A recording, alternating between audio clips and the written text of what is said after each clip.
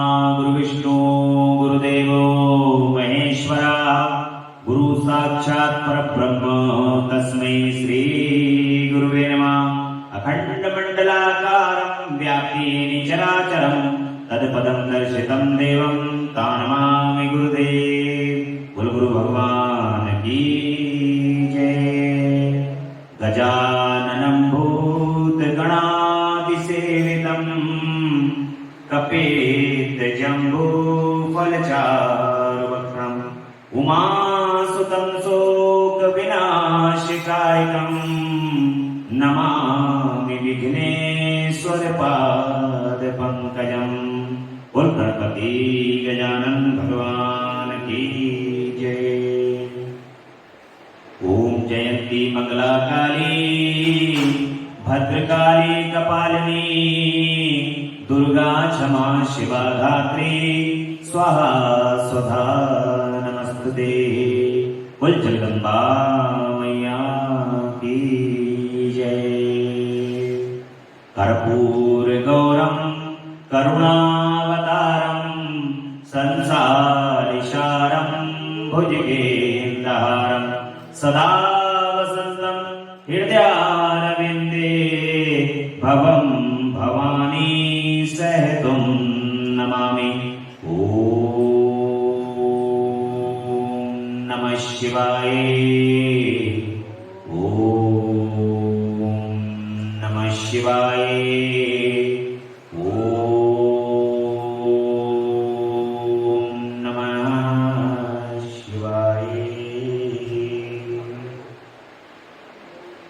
भगवान श्री गुरुदेव की असीम अनुकंपा से माता पिता के आशीर्वाद आप सभी भक्तों के भाग्य के कारण भगवान के अमृतमयी कथा का आज पंचम दिवस है, 5वां दिन है और भगवान के कथा के जो क्रम में जो उन्होंने अपनी भगवान ने कथा श्रवण कराने का जो हम लोगों को सौभाग्य दिया है उसका वर्ष भी 5वां। भगवान असीम कृपा करते हैं और अपने कृपा के रूप में अपने कथा को सुनने का सौभाग्य प्रदान करते हैं। आपका जब आपका प्रारंभ होगा, भगवान की कृपा होगी, तब आपको कथा के सुनने का समीकरण है। भगवान की कथा जब कृपा होगी, जब कृपा होती है, तब आपको कथा को सुनने का समीकरण बनता है। और किसी पूर्व जन्म का कोई पुण्य कार्य है, पुण्य कर्म है, भगवान की भक्ति है, जो आपको भगवान की भक्ति उस पूर्व जन्म की कोई एक सूत्र लगा हुआ है, जिस सूत्र के कारण आज आपको भगवान की कथा को सुनने का सौभाग्य मिला है। क्योंकि भगवत चर्चा, भगवान की चर्चा और भगवान के नाम का स्मरण आपके कानों में तभी जाएगा जब आपका भगवान के पूर्व जन्म की कोई भक्ति का संयोग होगा। ऐसा वेदों में, पुराणों में कहा गया है कि आप के पूर्व जन्म की यदि कोई हम अपनी भक्ति करते हैं और वो भक्ति करते करते करते करते यदि शरीर शांत हो जाता है तो उस समय पर जो भक्ति जहां पर रह जाती है वहीं से पुनः दोबारा से वहीं से भक्ति का प्रारंभ होगा। तो भगवान की कृपा से किसी पूर्व जन्म का कोई पुण्य कर्म भक्ति हम लोगों की जागृत है, जिसके कारण हमें अपने प्रभु की कथा को सुनने का सौभाग्य आद्या शक्ति माता काली के श्री चरण कमल में बैठ करके सुनने का सौभाग्य प्राप्त हुआ। एक तो भगवान शिव की कथा शिव पुराण के रूप में और दूसरा सानिध्यता जगदम्बा की। ये इससे बड़ा कोई संयोग इस संसार के अंदर और कोई हो नहीं सकता कि आप उस कथा को मां के श्री चरण कमल में बैठ करके सुन रहे हैं। क्योंकि नाना प्रकार की त्रुटियां मनुष्य से होती हैं और मां का कार्य होता है उनकी त्रुटियों को छुपा लेना। माता अपने बच्चों की त्रुटियों को कभी संसार में उजागर नहीं करती और जगदम्बा जो है वो अपने कृपा से अपने जो उनका मातृत्व है उस मातृत्व से सारी गलतियों को क्षमा करके केवल और केवल अपना दुलार ही प्रदान करती हैं। इसलिए मां के श्री चरण कमल में बैठ करके उन भगवान शिव की कथा को सुनने का जो सौभाग्य हमें प्राप्त हुआ है उसका पुण्य हजारों करोड़ों गुना बढ़ जाता है। आज भगवान की कथा में कल हमने भगवान के ओंकार के मंत्र का जाप का महत्व जाना था कि ओंकार के मंत्र का महत्व और ओम नमः शिवाय के जप का महत्व क्या है, जिसमें संख्याओं को बताया गया कि इतनी संख्या का जाप कर लेंगे तो हमें शिव तत्व की प्राप्ति हो जाएगी, शिवत्व की प्राप्ति हो जाएगी, शिव पद की प्राप्ति हो जाएगी। इसके साथ साथ ही मोक्षदायक पुण्य क्षेत्रों का भी वर्णन किया गया है और काल विशेष में विभिन्न नदियों के जल में स्नान करके उत्तम फल के निर्देश और तीर्थों में पाप से बचे रहने की चेतावनी प्रदान की गई है। मोक्षदायक पुण्य क्षेत्र में भगवान शिव सूची कह रहे हैं कि विद्वान एवं बुद्धिमान महर्षियों मोक्षदायक शिव क्षेत्रों का वर्णन सुनो, तत्पश्चात में लोक रक्षा के लिए शिव संबंधी आगामों को करूंगा। पर्वत वन का इस पृथ्वी का विस्तार 50 करोड़ योजन, 50 करोड़ योजन के अंदर ये पृथ्वी फैली हुई है। जुग सहस्त्र योजन पर भानु लील्योता ही मधुर जानो।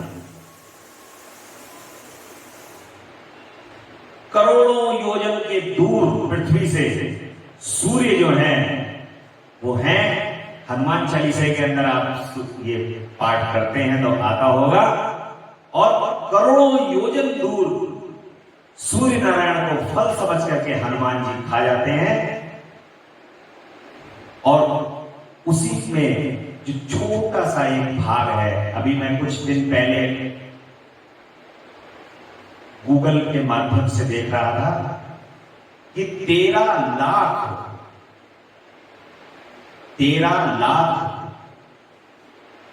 योजन यानी कि 13 लाख सूर्य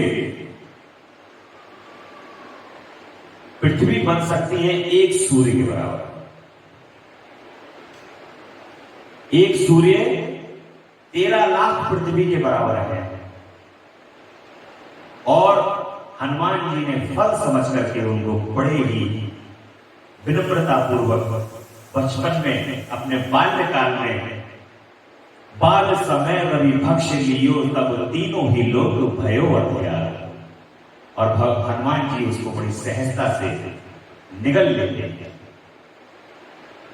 वो पृथ्वी 50 करोड़ योजन में फैली हुई है और इस 50 करोड़ योजन के अंदर पृथ्वी पर नाना प्रकार के विभिन्न प्रकार के पुण्य क्षेत्र हैं और इन पुण्य क्षेत्रों का फल बढ़ जाता है जहां पर स्वयं भगवान प्रकट हुए हैं, जहां भगवान शिव के खुद पदार्पण किया है, जहां पर प्रभु का खुद पदार्पण हुआ है, उन पुण्य क्षेत्रों का तो कहना ही क्या है।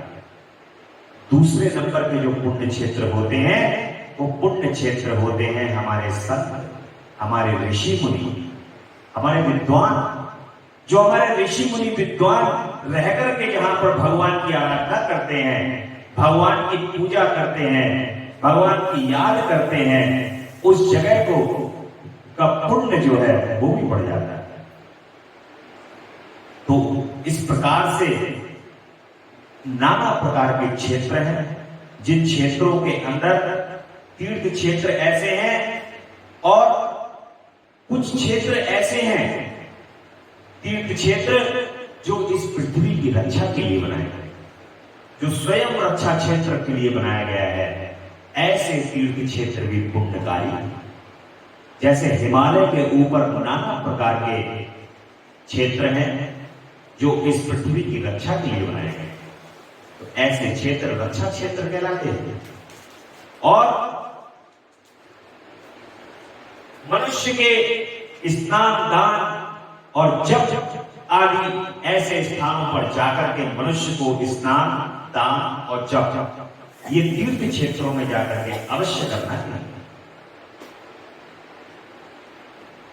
और तीर्थ स्थान पर जाकर के पाप से मुक्त रहना चाहिए।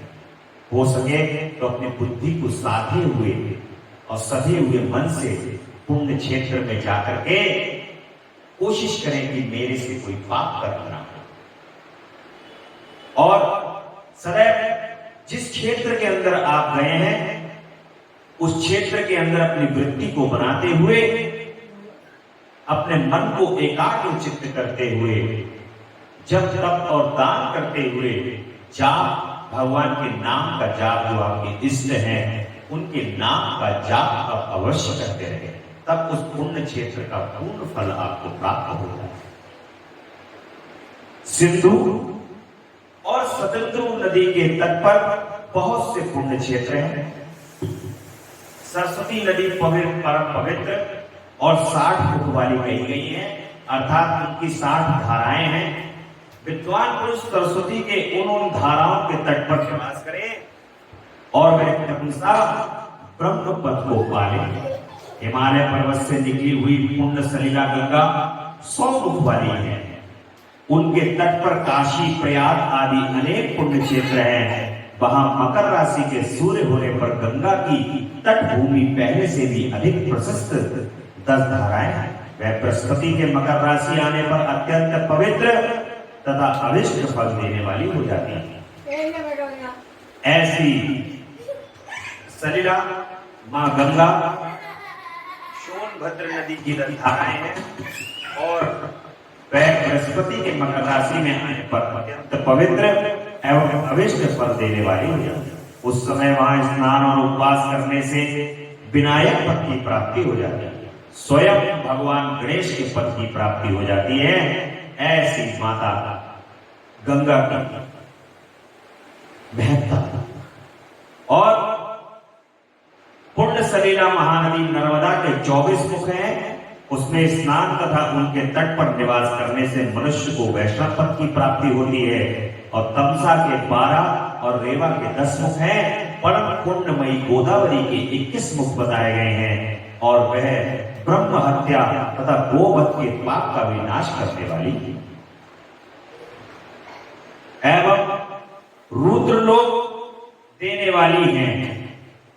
और कृष्णा वेदी नदी का जल पूर्ण रूप से सभी पापों को नाश करने वाला 18 मुख, उनके 18 मुख बताए गए हैं तथा वह विष्णु लोक को प्रदान करने वाले हैं। तुंगभद्रा के 10 मुख हैं और ब्रह्मलोक को देने वाली हैं। पूर्ण सलिला सुवर्ण मुखरी के 9 मुख कहे गए हैं और ब्रह्मलोक से लौटे हुए जीव उसी के तट पर जन्म लेते हैं। सरस्वती नदी, पंपा सरोवर, कन्याकुमारी, अंतरीप तथा शुक आरक्षित नदी ये सभी पुण्य क्षेत्र हैं। इनके तट पर निवास करने से इंद्रलोक की प्राप्ति होती है।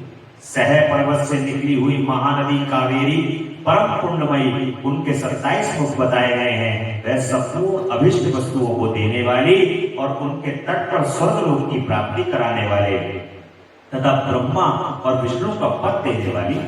कावेरी के जो तट सैप क्षेत्र के अंतर्गत है, वे अभिष्ट फल देने के साथ ही शिव लोक को भी प्रदान करने वाली है। कावेरी नदी बहुत पुण्य नदी है। और नर्मदा, ओम, ये सब आपकी जो नदियां हैं उन नदियों में गंगे च यमुने च गोदावरी सरस्वती नर्मदे सिंधु कावेरी जले सन्निधम कुरु। इसलिए नित्य स्नान करने से पहले जो आप स्नान करते हैं उसमें रोज गंगा जल डालना तो जरा थोड़ा सा कठिन कार्य है, क्योंकि नित्य गंगा जल डाल करके नहाना बहुत लोग नहाते हैं, ऐसा नहीं है। लेकिन याद रहे पूर्णमासी और अमावस्या के दिन हो सके तो गंगा जल डाल करके अवश्य स्नान करें। परंतु प्रतिदिन कैसे स्नान करेंगे? सबसे पहले अपनी पवित्र नदियों का स्मरण करेंगे, कहेंगे ओम गंगे च यमुने च गोदावरी सरस्वती नर्मदे सिंधु कावेरी जले सन्निधम कुरु। ये हे जगदम्बा, जगदम्बा स्वरूप है ये नदियां।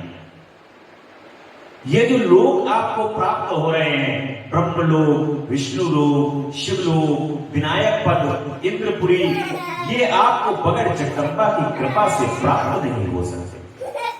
ये कृपा कर रही है मां जगदम्बा गंगा।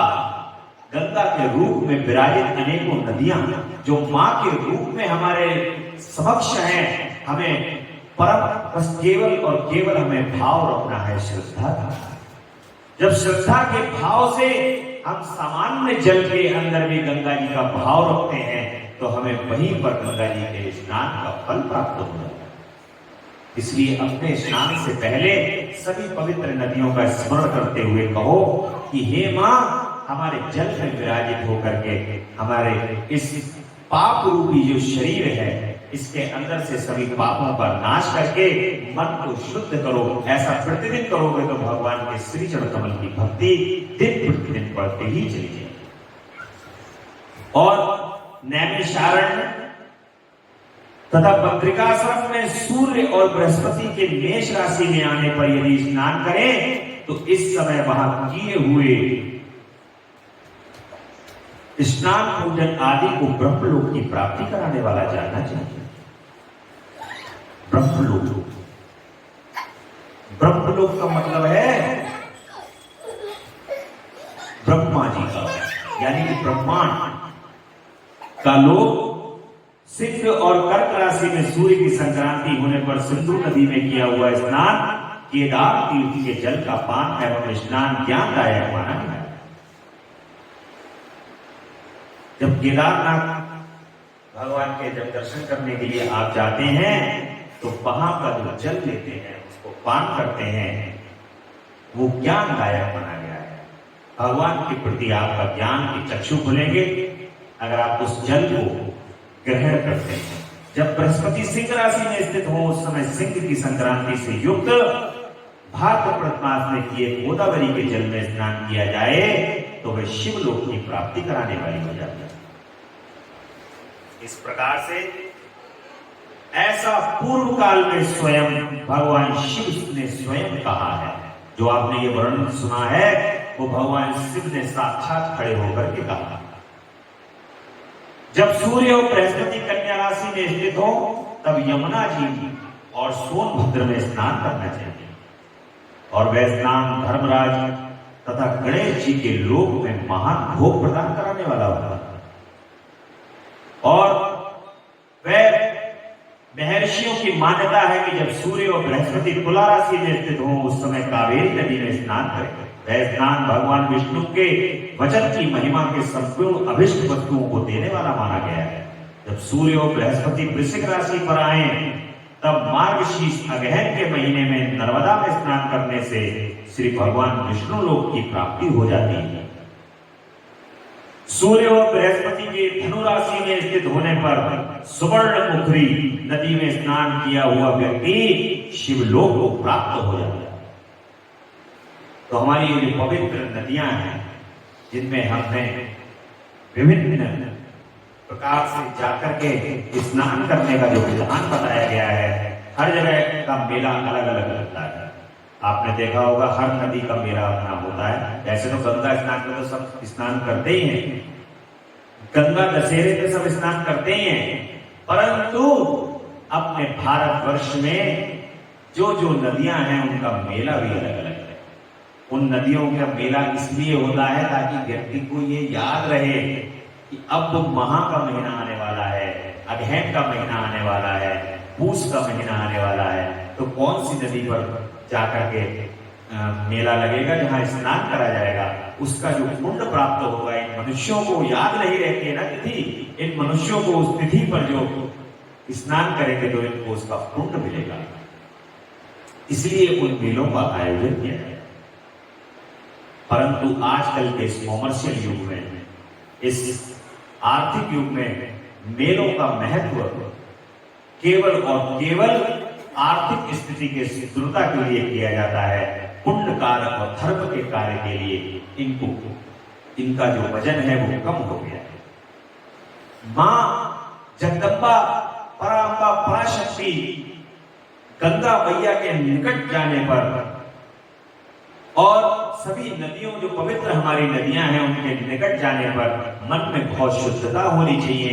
हमें कभी भी माता जगदम्बा गंगा मैया या हमारी अन्य नदियां हैं उनमें जाकर के प्रदूषण नहीं फैलाना चाहिए। हमारी मां है, मां को कौन गंदा करता है?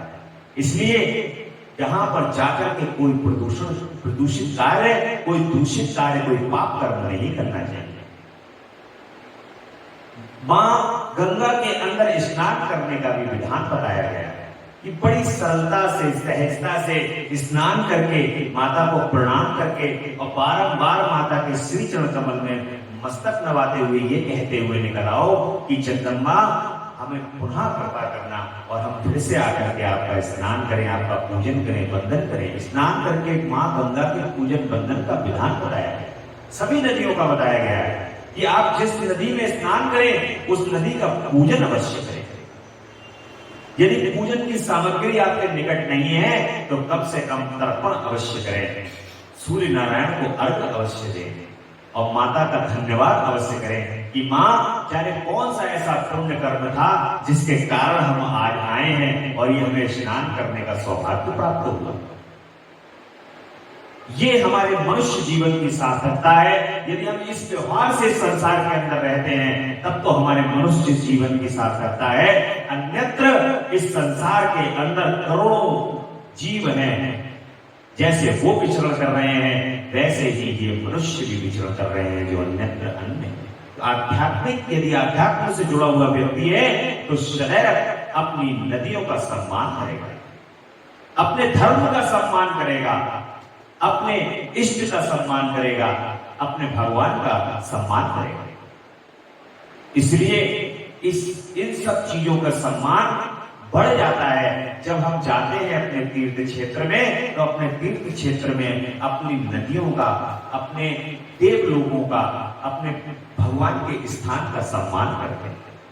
सम्मान केवल यही नहीं है कि हम केवल घूमने चले गए, केवल वहां जाकर के हमने केवल डेरा डाल लिया 2 से 3 दिन का, ऐसा नहीं करना चाहिए। भगवान के स्थान में जाकर के हमें भक्ति भाव को और अपने पूर्ण संपूर्ण समर्पण से वहां पर रहना चाहिए कि ये क्षेत्र आज जो हमें रहने को मिला है ये भगवान की परम कृपा से हमें यहाँ पर रहने के लिए प्राप्त हुआ। इसीलिए तो भगवान ने हमें बुलाया है अपने क्षेत्र में। परंतु मनुष्य की परीक्षा लेने के लिए भगवान उसको फ्री छोड़ देते हैं और वो फिर फ्री का जो तांडव करता है वो आपके सामने दिखाई देता है कि वो किस तरीके से फ्री हो जाता है और तीर्थ क्षेत्र में भी जाकर के नाना प्रकार के पाप कर्म को करता हुआ अपने जीवन को व्यतीत करके और घोर पाप में डाल देता है। गए थे अच्छा कार्य करने के लिए और एक पाप कर्म और ले आए।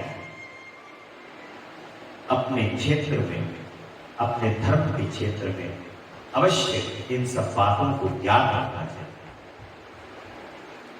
सदाचार, शौचाचार, स्नान, भस्मदान, संध्या वंदन, प्रणव जप, गायत्री जप, दान, न्यायता, धनोपार्जन, अग्निहोत्र, ये सब विधियां हैं। शास्त्रों के अंदर दी हुई, पुराणों के अंदर दी हुई सब विधियां हैं जिन विधियों के अनुसार हमें रहना चाहिए।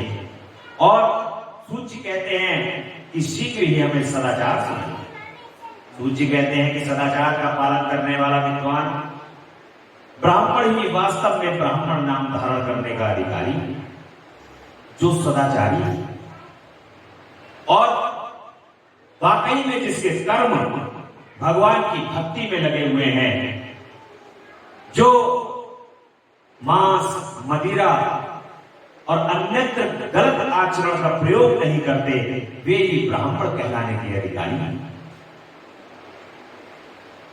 और जो केवल वेदोक्त आचार का पालन करने वाले वेद के अभ्यासी हैं, उनको ब्राह्मण विप्र की संज्ञा दी गई। सदाचार, वेदाचार तथा विद्या, इनमें से एक एक गुण से ही युक्त होने पर वो द्विज कहलाते हैं। अगर वेद की विद्या नहीं भी है, सदाचारी है, तब भी वे द्विज कहलाए। लेकिन सदाचार एक प्रथम आचरण है ब्राह्मण का। इस प्रकार से उसे, जो राजा का सेवक पुरोहित मंत्री है, उसे क्षत्रिय ब्राह्मण कहते हैं। जो ब्राह्मण कृषि तथा वाणिज्य कर्म को करने वाला है, उसे कुछ ब्राह्मणोचित आचार का भी पालन करते हैं, वे वैश्य ब्राह्मण कहलाते हैं। जो स्वयं ही खेत जोता है, उसे शूद्र ब्राह्मण कहा जाता है। और जो दूसरों में दोष देखने वाला परद्रोही है, उसे चांडाल द्विज कहते हैं। और इसी तरह क्षत्रियों में भी जो पृथ्वी का पालन करता है वह राजा है। दूसरे लोग राजत्वहीन क्षत्रिय माने गए हैं। वैश्यों में भी जो धान्य आदि वस्तुओं का क्रय विक्रय करता है, उसे वैश्य कहते हैं। दूसरों को पणिक कहते हैं। जो ब्राह्मणों, क्षत्रियों तथा वैश्यों की सेवा में लगा रहता है, वह वास्तव में शूद्र है। जो शूद्र हल जोतने का काम करता है, उसे वृषभ समझना चाहिए। सेवा, शिल्प और कर्ण से भिन्न वृत्ति का आश्रय लेने वाले दस्यु कहलाते हैं। इन सभी वर्णों के मनुष्यों को चाहिए कि वे ब्रह्म मुहूर्त में उठ करके पूर्वामुख हो। सबसे पहले देवताओं का, धर्म का, अर्थ का, उनकी प्राप्ति के लिए उठाए जाने वाले क्लेशों का, आय और व्यय का भी चिंतन करें।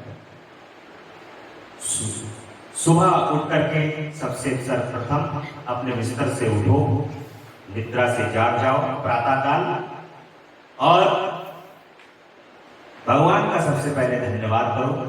पृथ्वी मैया का स्पर्श करो और कराग्र देवस्ते लक्ष्मी, करमूले सरस्वती, कर मध्य स्तुतो ब्रह्मा, प्रातः कर दर्शनम। ऐसा स्मरण करते हुए कि हमारे कर में, यानी कि हमारी हथेलियों पर सभी देवी देवताओं विराजमान हैं, और उनको अपने बारंबार प्रणाम करते हुए, नमस्कार करते हुए, उनका दर्शन करते हुए कि मैं अपनी हथेलियों में ही आपका दर्शन कर रहा हूं, ऐसा करते हुए सर्वप्रथम अपने बिस्तर को छोड़ देना चाहिए। और रात के पिछले प्रहर को उषा काल है, उस अंतिम प्रहर को आधा या मध्य भाग कहते हैं, उसे संधि कहते हैं। उस संधि काल में उठकर द्विज को मलमूत्र आदि का त्याग करना चाहिए। सुबह प्रातः काल सबसे पहले मलमूत्र का त्याग, और घर से दूर जाकर बाहर अपने शरीर को ढके रखकर दिन में उत्तराभिमुख बैठकर मलमूत्र का त्याग करना चाहिए। यदि उत्तराभिमुख बैठने में कोई दिक्कत हो, रुकावट हो, तो दूसरी दिशा की ओर मुख करके बैठना चाहिए। जल, अग्नि, ब्राह्मण आदि तथा देवताओं का सामना बचा करके बैठ करके मलमूत्र का त्याग करना चाहिए। उस मल को, जो मल त्याग किया है, उसको देखे नहीं, ऐसा शास्त्रों में विधान है। और तदंतर जलाशय से बाहर निकाले हुए जल से ही अपने गुदा की शुद्धि करनी चाहिए। बताया गया है कि घर से दूर होना चाहिए मलमूत्र त्याग करने के लिए, परंतु आज के इस आधुनिक युग में बढ़ती हुई आबादी और सीमित साधन को देखते हुए अब घर के अंदर ही मलमूत्र के त्याग की व्यवस्था कमरे के अंदर ही कर दी गई है। और ये अगर शास्त्रोक्त अगर देखा जाए, वेदोक्त अगर देखा जाए, तो ये ही मूल कारण, जो बुद्धि भ्रष्ट होने का जो मूल कारण है वो यही, जो आजकल बुद्धियां जो भ्रष्ट हो रही हैं, क्योंकि सारे कर्म जो है वो बदल गए हैं। सब कर्मों का जो कार्य है वो परिवर्तित हो चुका है। और शौच आदि के बाद किस प्रकार से साफ सफाई करनी चाहिए, इसका पूरा विस्तृत वर्णन बताया गया है। हाथ धोने का विधान बताया गया है, कुल्ला करने का विधान बताया गया है, दतून का विधान बताया गया है। शौच के बाद 8 बार कुल्ला करना चाहिए, दतून के बाद 16 बार कुल्ला करना चाहिए, खाना खाने के बाद 4 बार कुल्ला करना चाहिए। ये विधान बताए गए हैं। इन विधानों का पालन जो पालन करता है वो सचमुच ही अपने स्वस्थ शरीर के साथ स्वस्थ मन और आध्यात्मिक जीवन को प्राप्त करता है। इसके बाद साफ स्वच्छ वस्त्र को धारण करना चाहिए। प्रतिदिन स्वच्छ वस्त्र जो है, जो आपने पिछले दिन रात में सो करके जो वस्त्र हैं, उसको अगले दिन दोबारा से वो वस्त्र नहीं पहनने चाहिए। उच्चिष्ट वस्त्र हो जाते हैं, उन वस्त्रों को अगले दिन धारण नहीं करना चाहिए। शौच आदि के में जो वस्त्र हो, उन वस्त्रों का प्रयोग कभी पूजा पाठ इत्यादि के अंदर पहन करके कभी भी नहीं करना चाहिए, वो भी वस्त्र खराब हो जाते हैं। यदि बीच में मलमूत्र का यदि कोई त्याग आप कर देते हैं और संध्या में यदि आपको पूजा करनी हो तो स्नान करके ही आप पूजा पाठ का पद्धति का कार्य कर सकते हैं। ऐसा हमारे पुराणों के अंदर और वेदों के अंदर पूरी पद्धति बताई गई है पूजा पाठ की। देखिए, शुद्धता क्यों बताई गई? शुद्धता को बताने का मूल कारण यही है कि जितनी शुद्धता होगी उतना आपका उस स्थान पर बैठ करके मन लगेगा, एकाग्रता।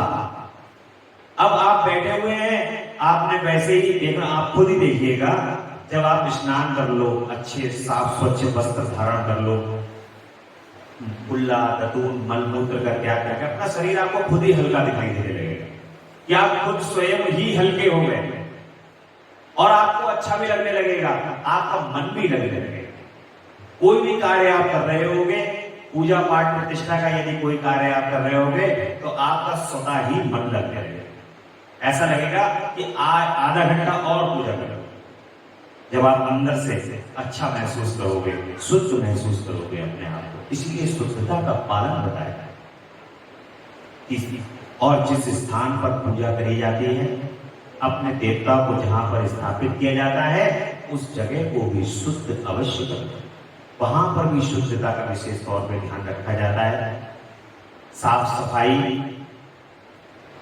क्योंकि जहां आप अपना मन बैठा रहे हैं, भगवान आपका मन है, वहां यदि वो जगह अगर साफ होगी तो मन की स्वतः ही साफ हो जाएगा।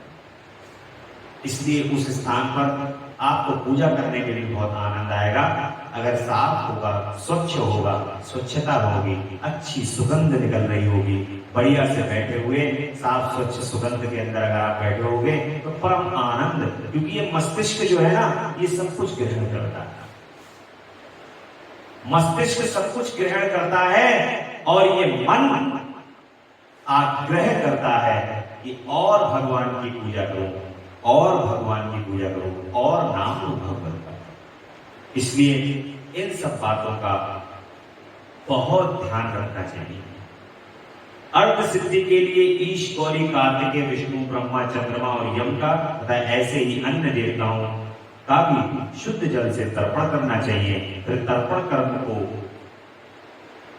तीर्थ स्थान पर जाकर के, जब कभी भी आप तीर्थ स्थान में जाएं तो तीर्थ स्थान में जाकर के अपने पितरों का तर्पण अवश्य करना चाहिए। क्योंकि उनको इंतजार होता है कि हमारा कोई संबंधी आएगा और यहाँ पर तर्पण करेगा और हमें तृप्ति प्राप्त हो।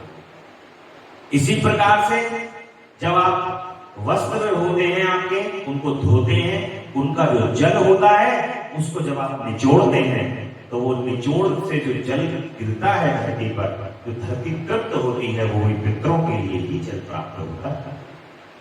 ऐसा शास्त्रों के अंदर विधान बताया गया है।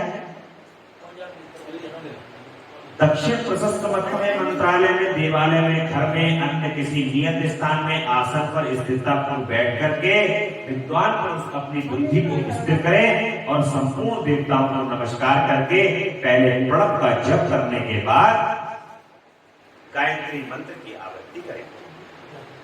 प्रणव के इन तीनों अक्षरों से जीव और ब्रह्मा की एकता का प्रतिपादन होता है। इस बात को जानकर प्रणव ओम का जप करना चाहिए। जप काल में यह भावना करनी चाहिए कि हम तीनों लोगों की सृष्टि करने वाले ब्रह्मा, पालन करने वाले भगवान विष्णु और संहार करने वाले रुद्र की जो स्वयं प्रकाश चिन्मय है उपासना करते हैं। ये ब्रह्म स्वरूप ओंकार हमारी कामेंद्रियां, ज्ञानेंद्रियां और वृत्तियों को, मन की वृत्तियों को तथा शुद्ध वृत्तियों को सदा भोग और मोक्ष प्रदान करने वाले धर्म एवं ज्ञान की ओर प्रेरित करेंगे। प्रणव के इस अर्थ का बुद्धि के द्वारा चिंतन करता हुआ जो इसका जप करता है वह निश्चय ही ब्रह्म को प्राप्त कर लेता है। इस प्रकार से ब्रह्म को प्राप्त आप गायत्री मंत्र का जाप करके, पहले प्रणव का जाप करते हुए फिर गायत्री मंत्र का जाप करते हुए सायंकाल में 28 बार जप की विधि है। अन्य वर्ण के लोगों को अर्थात क्षत्रिय और वैश्य को तीनों संध्याओं के समय यथासाध्य गायत्री मंत्र का जाप करना चाहिए। शरीर के भीतर मूलाधार देखिए, जो चक्र है हमारे शरीर में, जिन चक्रों से आत्मा चलती है नीचे से ऊपर की ओर और स्वादिष्ठान चक्र तक यहां पर पहुंचती है, वो चक्र है मूलाधार, स्वादिष्ठान, मणिपुर, अनाहत, आज्ञा और सहस्त्रार। ये 6 चक्र हैं। इनमें मूलाधार से लेकर के सहस्त्रार तक 6 स्थानों में क्रमशः विदेश्वर, ब्रह्मा, विष्णु, ईश, जीवात्मा और परमेश्वर स्थित हैं। इन सब में सहबुद्धि करके एकता का निश्चय करें और मैं ब्रह्म मैं ही हूं, ऐसी भावना पूर्वक प्रत्येक स्वर के साथ सोहोम का जप करना चाहिए। 6 चक्र हैं, 6 चक्रों से आत्मा होती हुई जाती है। जैसे माता जी के जब हम आरती गाते हैं तो उसको होता मूलाधार निवासिनी यह पर सिद्धि प्रदे। माता जी मूलाधार के अंदर स्थित होती है और वहां से सब प्रकार की सिद्धियों को प्रदान करती है। जगदम्बा की इसी प्रकार से सभी चक्रों का ध्यान करते हुए ये कहना चाहिए कि मैं ही ब्रह्म हूं। स्वयं को ब्रह्म अंदर से समझते हुए सभी चक्रों का विचरण करना चाहिए और जाप करना चाहिए। 100 अथवा 28 मंत्रों के उतने ही शरीर का मंत्रों का जाप करते हुए उतने ही शरीर का अतिक्रमण होता है। इस प्रकार जो मंत्रों का जप है इसी को अधिक्रम से वास्तविक जप जापना चाहिए। सहस्त्र बार किया हुआ जप ब्रह्मलोक प्रदान करता है, ऐसा जानना चाहिए। 100 बार किया हुआ जप इंद्र पद की प्राप्ति कराने वाला और ब्राह्मणत्व पुरुष आत्मरक्षा के लिए जो स्वल्प मात्र से जप करता है वह ब्राह्मणों के कुल में जन्म लेता है। प्रतिदिन सूर्योपस्थापन करके उपर्युक्त रूप से जप का अनुष्ठान करना चाहिए। 12 लाख गायत्री का जप करने वाला पुरुष पूर्ण रूप से ब्राह्मण कहा गया है और जिस ब्राह्मण ने 1 लाख गायत्री का भी जप न किया हो उसे वैदिक कार्य में ना लगा। 70 वर्ष की अवस्था तक नियम पालन पूर्वक कार्य करें, उसके बाद ग्रह त्याग कर संन्यास ले ले।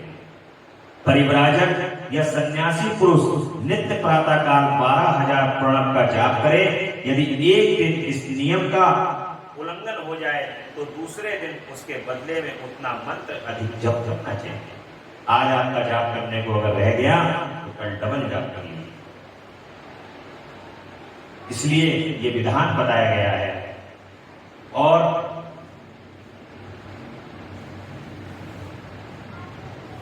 सब प्रकार से भगवान के जप तप नियम ये आपको बताए गए हैं शिव पुराण के माध्यम से। सतयुग में तप को प्रशस्त कहा गया है। सतयुग में कहा गया था कि तप जो है वो प्रशस्त है, किंतु कलयुग में द्रव्य साध्य धर्म दान को अच्छा माना गया है। सतयुग में ध्यान से, त्रेता में तपस्या से और द्वापर में यज्ञ करने से ज्ञान की सिद्धि होती है, परंतु कलयुग में भव द्विग्रह की यानी कि प्रतिमा की पूजा से ज्ञान लाभ होता है। अधर्म हिंसा पूजा से ज्ञान लाभ होता है। अधर्म हिंसा रूप और धर्म सुख रूप है। अधर्म से मनुष्य दुख पाता है और धर्म से वह सुख और अभ्युदय का भागी होता है। दुराचार से दुख प्राप्त होता है और सदाचार से सुख अथवा भोग और मोक्ष की सिद्धि के लिए धर्म का उपार्जन करना चाहिए। जिसके घर में कम से कम 4 मनुष्य हैं, ऐसे कुटुंबी ब्राह्मण को जो 100 वर्ष के लिए जीवन निर्वाह की सामग्री देता है, उसके लिए वह दान ब्रह्मलोक की प्राप्ति कराने वाला है। 1 सहस्त्र चांद्रायण व्रत का अनुष्ठान ब्रह्मलोकदायक माना गया है। जो क्षत्रिय 1 सहस्त्र कुटुंब को जीविका का और आवास देता है, उसका वह कर्म इंद्रलोक की प्राप्ति कराने वाला होता है। 10,000 कुटुंबों को दिया हुआ आश्रय दान ब्रह्मलोक प्रदान करता है। दाता पुरुष जिस देवता को सामने रखकर दान करता है, अर्थात वह दान के द्वारा जिस देवता को प्रसन्न करना चाहता है, उसी का लोक उसे प्राप्त हो जाता है। यह बात वेद वेदता पुरुष अच्छी तरह जानते हैं। धनहीन पुरुष सदा तपस्या का उपार्जन करें, क्योंकि तपस्या और तीर्थ सेवन से अक्षय सुख पाकर मनुष्य उसका उपभोग करता है। जिन पर धन है, वो धन के द्वारा दान पुण्य में लगे रहे हैं, और जिनके पास नहीं है, वे अपनी तपस्या और तीर्थ सेवन से अक्षय सुख को प्राप्त करें। अब मैं न्यायता धन के उपार्जन की विधि बता रहा हूं। ब्राह्मणों को चाहिए कि वे सदा सावधान रहकर विशुद्ध प्रतिग्रह, दान ग्रहण तथा याजन आदि से धन का अर्जन करें। जो भी आ रहा है उससे दान ग्रहण ना करें ब्राह्मण। पता लगा जो भी अराय बनाए जैसा भी आ रहे हैं लेकर के, ब्राह्मणों को तो केवल ये है कि दान मिलना चाहिए और सब कुछ, ऐसा नहीं करना चाहिए। दान किस उपयुक्त व्यक्ति से दान को प्राप्त करना चाहिए, ये ज्ञान होना चाहिए। कौन सा धन को हमें दान में दे रहा है, किस धन से कौन सा धन किस स्थान पर लगेगा, ये भी हमें विशेष तौर पर ध्यान रखना चाहिए। जैसा कि एक प्रसंग मुझे ध्यान आ रहा है, श्री वृंदावन धाम की धरती पर एक बड़े सिद्ध संत हुए हैं, अभी नाम का स्मरण भी नहीं आ रहा मुझे। वो जब उन्होंने यज्ञ का आयोजन किया, और उस यज्ञ के आयोजन में एक वैश्य थे, वैश्य समाज के, वो अपना धन जो था वो सूद ब्याज और इनसे एकत्रित करके धन, लोगों से प्रताड़ना करके धन को एकत्रित करके, काफी बड़े वैश्य थे वो। तो उन्होंने कहा, जब महाराज जी ने कहा कि हम ऐसे ऐसे यज्ञ का आयोजन कर रहे हैं और अपनी कुटिया का निर्माण करेंगे, जो उनके क्षेत्र में जो एरिया था वहां पर सड़क का निर्माण करवाना था, काफी बड़े क्षेत्र में। तो उन्होंने कहा कि हमें ऐसे करना है। वो वैश्य भी उस कथा को सुन रहे थे, इस कथा में बैठे हुए उस कथा को सुन रहे थे। जब कथा समापन हुआ, विश्राम हुआ, तो उन्होंने महाराज जी से कहा कि प्रभु, मैं भी दान करना चाहता हूं। महाराज जी को पता था कि ये कार्य क्या करते हैं। उन्होंने कहा कि देखो, तुम्हें बुरा न लगे, मैं स्पष्ट तौर पे अभी कह रहा हूं, तुम्हारे धन से मैं ये कार्य नहीं कर सकता। बोला, मैं अकेले ही कर दूंगा प्रभु ये सारा कार्य, जो आप यज्ञ कह रहे हैं, सड़क निर्माण कह रहे हैं, मैं स्वयं इकल्ला ही काफी हूं इन सबको करने में। आपको सबसे मांगने की आवश्यकता नहीं है, जो थोड़ा थोड़ा करके सब लोग देंगे, मैं अकेला ही काफी हूं, अकेला खड़ा हो जाऊंगा, ये सब कुछ कर दूंगा। महाराज जी ने हाथ जोड़े और कहा कि मैं बड़ी विनम्रता पूर्वक कहता हूं कि तुम्हारे धन से मैं ये सब का निर्माण नहीं करूंगा, तुम्हारे धन से मैं यज्ञ नहीं करूंगा, क्योंकि मैं धन के द्वारा लोक कल्याण की भावना से ये सारा कार्य कर रहा हूं, और तुम्हारा धन जो है जब तक शुद्ध नहीं होगा, जब तक ये अशुद्ध है, तब तक मैं इसको ग्रहण नहीं करूंगा। इस प्रकार से धन का भी हमें देखना चाहिए कि कौन सा धन कहां से प्राप्त हो रहा है और कहां पे कौन सा धन कहां लग रहा है। अब मैं न्यायता धन के उपार्जन की विधि बता रहा हूं। यज्ञ कराने आदि में धन का अर्जन करें, वह इसके लिए कहीं दीनता ना दिखाएं। ब्राह्मण कोई भी यज्ञ करें तो ऐसे ना कहें कि साहब हम यज्ञ कर रहे हैं, आप हमारे पास धन नहीं है, आप जो है वो धन हमें प्रदान कर दीजिए तो हम ऐसा यज्ञ करेंगे। ऐसा कदापि ना कहें, क्योंकि भगवान के यज्ञ के लिए यदि आप शुद्ध मन से आगे लगे हुए हैं तो ये गारंटी है, ये जगदम्बा पराअंबा पराशक्ति और भोलेनाथ की गारंटी है। आप जिस कार्य के अंदर शुद्ध मन से लगेंगे, उस यज्ञ में सारी व्यवस्था करने का कार्य तो यज्ञ के स्वामी भगवान शंकर करेंगे। आप एक बार अपने मन को शुद्ध कर लीजिए, तो धन चाहे 1 रुपया भी आपके पास एकत्र ना हो, परंतु करोड़ों रुपए का जो ढेर है वो भगवान शिव की परम कृपा से एक बार में ही लग जाता है। इसलिए किसी के सामने दीनता दिखाने की आवश्यकता नहीं है, और वह इसके लिए कहीं दीनता न दिखाएं और अत्यंत क्लेशदायक उपार्जन करें, क्लेशदायक कर्म ना करें। क्षत्रिय बाहुबल से धन का उपार्जन करें और वैश्य कृषि और सुरक्षा से न्यायोपार्जित धन का दाता को ज्ञान की सिद्धि प्राप्त होती है। पुरुषों को गुरु कृपा मोक्ष सिद्धि सुलभ होती है, मोक्ष से स्वरूप की सिद्धि प्राप्त होती है। मुक्त पुरुष परमानंद का अनुभव करता है। गृहस्थ पुरुष को चाहिए कि वह धन धान्य आदि सब वस्तुओं का दान करे, और वह तृषा वृद्धि के लिए जल तथा सुधा रूपी रोग की शांति के लिए सदा अन्न का दान करे। खेत, धान, कच्चा अन्न तथा भक्ष्य, भोज, लेह और जोशी, ये 4 प्रकार के सिद्ध अन्न दान करने चाहिए, जिसके अन्न को खाकर मनुष्य जब तक कथा श्रवण आदि सत्कर्म का पालन करता है, उतने समय तक उसके लिए पुण्य फल का आधा भाग दाता को मिल जाता है। इसमें संशय नहीं है। दान लेने वाला पुरुष दान में प्राप्त हुई वस्तु का दान तथा तपस्या करके अपने प्रतिग्रहित जनित पाप की शुद्धि कर ले, अन्यथा उसे रौरव नरक में गिरना पड़ता है। अपने धन के 3 भाग करे, 1 भाग धर्म के लिए, दूसरा भाग बुद्धि के लिए और तीसरा भाग उपभोग के लिए। नित्य कर्म, नैमित्तिक और काम से ये तीनों प्रकार के कर्म धर्मार्थ रखे हुए धन से करें। साधक को चाहिए कि वह वृद्धि के लिए रखे हुए धन से ऐसा व्यापार करे जिससे उस धन की वृद्धि हो, तथा उपभोग के लिए रक्षित धन से हितकारक परिमित तथा पवित्र भोग करे। खेती से पैदा किए हुए धन का 10वां अंश दान कर दे, इसमें पाप की शुद्धि होती है। शेष धन से धर्म वृद्धि उपभोग करे। अपने जो आपने धन को अर्जित किया है, श्रम के द्वारा आप उस धन को अवश्य सभी के अंदर दान करें। सबका हक है, अधिकार है, और अपने कार्य की वृद्धि के लिए भी उस धन को लगाएं।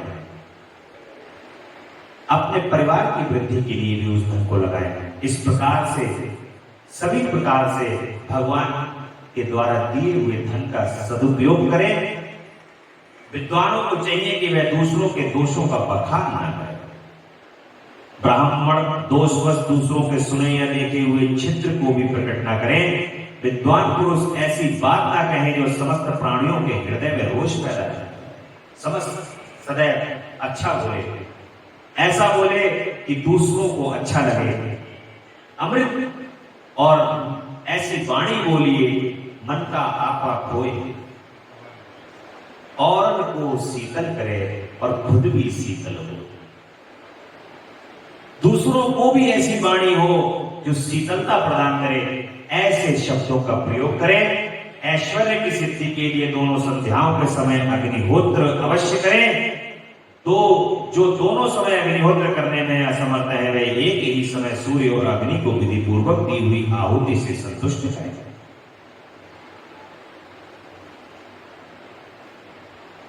इस प्रकार भगवान की पूजा का विधान बताया गया है कि हमें क्या क्या पालन करने चाहिए। उन पालनों को करते हुए बड़े शुद्ध मन से देव यज्ञ, अग्नि यज्ञ, ब्रह्म यज्ञ आदि का वर्णन भगवान शिव के द्वारा 7 बारों का निर्माण किया गया तथा उनमें देवराधन से विभिन्न प्रकार के फलों की प्राप्ति का कथन कहा गया। भगवान शिव ने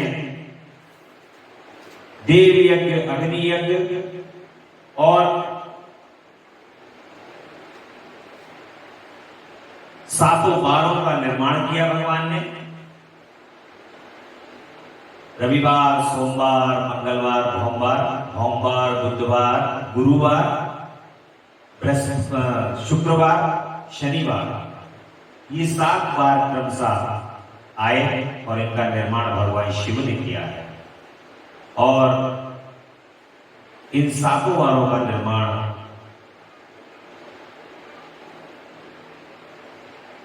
परम कल्याणकारक विभिन्न प्रकार के फल इन बारों में प्राप्त होते हैं। ये कथा भगवान की कृपा से आपको कल सुनने को प्राप्त होगी। और देश काल यात्रा दान का विचार ये कैसा होना चाहिए, ये भी आपको कल की कथा में प्राप्त होगा। बोले शंकर भगवान की जय, जगदम्बा मैया की जय। तेरा पल पल बीता जाए मुख से जप ले नमः शिवाय। तेरा पल पल बीता जाए मुख से जप ले नमः शिवाय। ओम नमः शिवाय, ओम नमः शिवाय, ओम नमः शिवाय, ओम नमः शिवाय। शिव शिव नाम हृदय से बोलो, शिव शिव नाम हृदय से बोलो।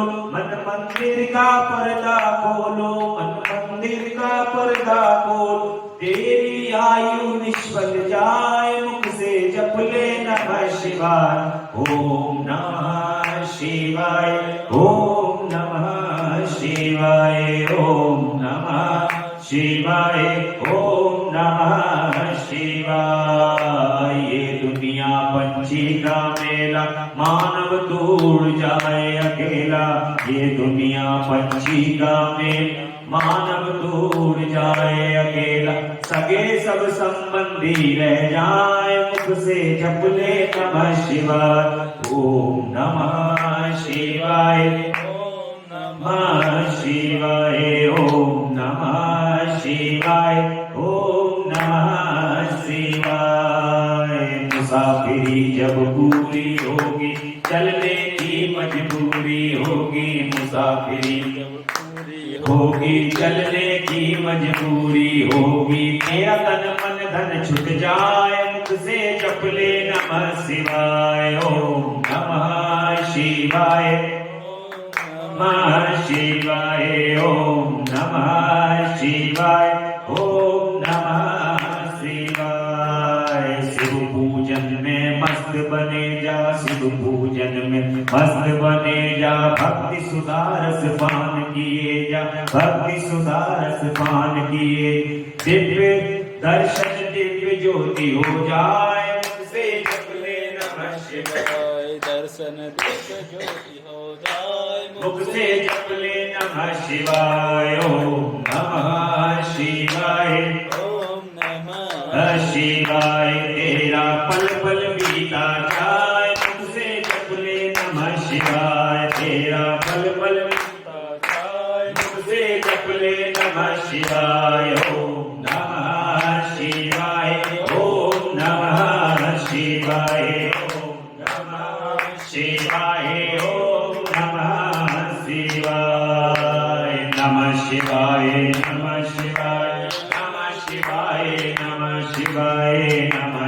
शिवाय नमः शिवाय नमः शिवाय नमः शिवाय पल पल बीता जाए मुझसे जप ले नमः शिवाय तेरा पल पल बीता जाय मुझसे जप ले नमः शिवाय ओम नमः शिवाय ओम नमः शिवाय ओम नमः शिवाय ओम नमः शिवाय बोले शंकर भगवान की जय महामृत्युंजय भगवान की जय बोलो हर हर हर महादेव हर हर हर महादेव शिव शंभु कैलाशपति जगदम्बा रानी